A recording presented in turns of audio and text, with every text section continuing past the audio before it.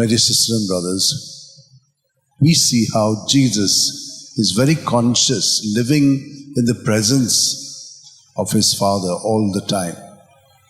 Everything is governed by that presence.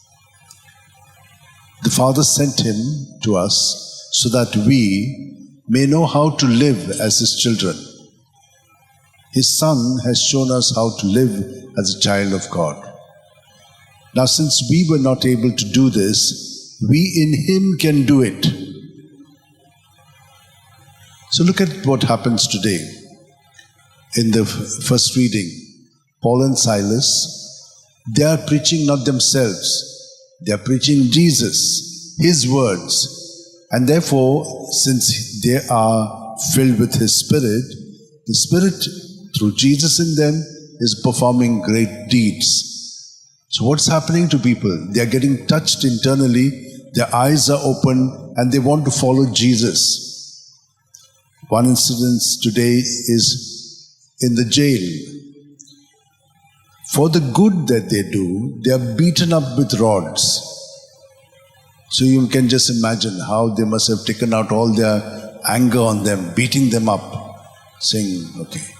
Then what is the worst thing is, after beating them, they put them in jail. And the jailer says, okay, I want to secure them, puts them right inside in the inner chamber, puts them in fetters, both hands and legs, closes them up.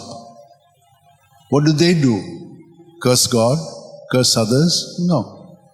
They're very happy because for Jesus' name and Jesus' sake, they are suffering. So they rejoice in the Lord.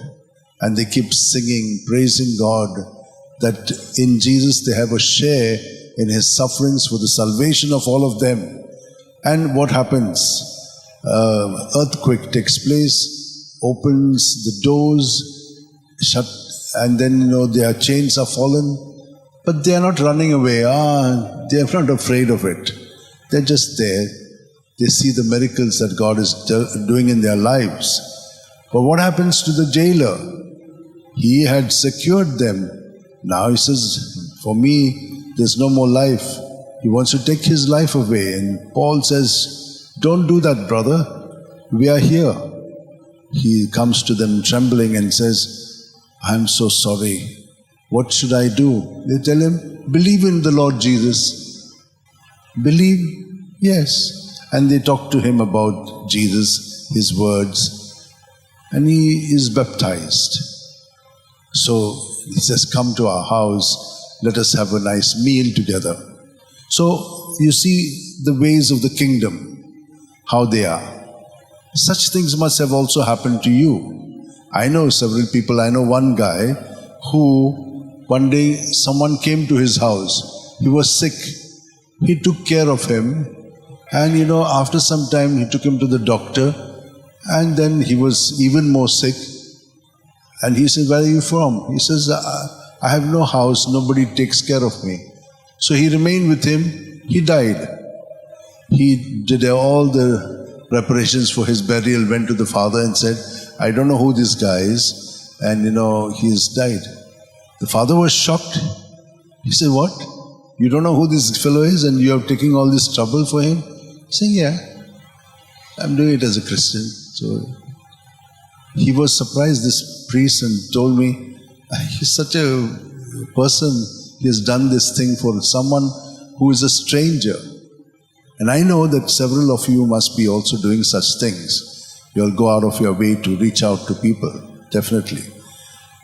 Why are we doing it? Because we are in Jesus and the Holy Spirit is with us, and Jesus is giving us the clarity of the truth, which sets us free from many of these burdens, these divisions, this kind of, high, low, this, that. No, we're all Christians. We're all part of the same body. How our body takes care of our other parts. That way. So this kind of a deep experience that we can have in Jesus. And there are several of you who are doing it. I would only encourage that we continue to be guided by the Spirit in doing all of these things. Let us now hold our hands together, close our eyes. And let the Lord, who is with us at every moment, keeping us alive, this humongous God, who is also in every speck. We are so small, and we in our body have still smaller parts which we are not even aware of. But God knows everything. Such a wonderful God we have. Let us surrender our whole being to Him, so that this belief in Him will make us live in peace, joy, enthusiasm, reaching out to others through Him, with Him, and in Him. Amen.